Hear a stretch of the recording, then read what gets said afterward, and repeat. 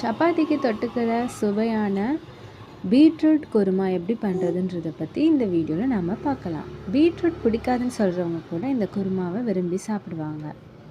எண்ணெய் கொதிச்சதுக்கப்புறமா அதில் கடுகு, ஜீரகம், பட்டை, பிரியாணி இலை, இஞ்சி பூண்டு விழுது இதெல்லாம் போட்டு பச்சை ஸ்மெல் போகிற வரைக்கும் நல்லா வதக்கிக்கோங்க. பச்சை மிளகாய் ஆட் பண்ணிக்கோங்க.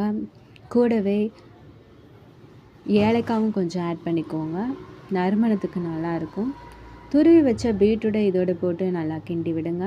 பீட்ரூட் பச்சை ஸ்மெல் போனதுக்கப்புறமா இதில் நம்ம கொஞ்சம் கரம் மசாலாவை ஆட் பண்ணிக்கலாம்.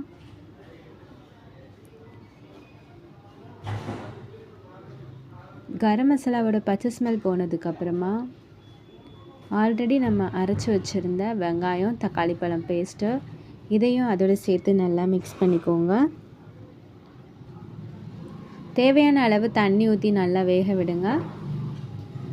வெந்ததுக்கப்புறமா எண்ணெய் தனியாக பிரிஞ்சு வந்துடும். சப்பாத்திக்கு சுவையான பீட்ரூட் குருமா ரெடி ஆகிடுச்சு. வீடியோ பிடிச்சிருந்தால் லைக் பண்ணிக்கோங்க, சேனலை சப்ஸ்கிரைப் பண்ணிக்கோங்க. நன்றி.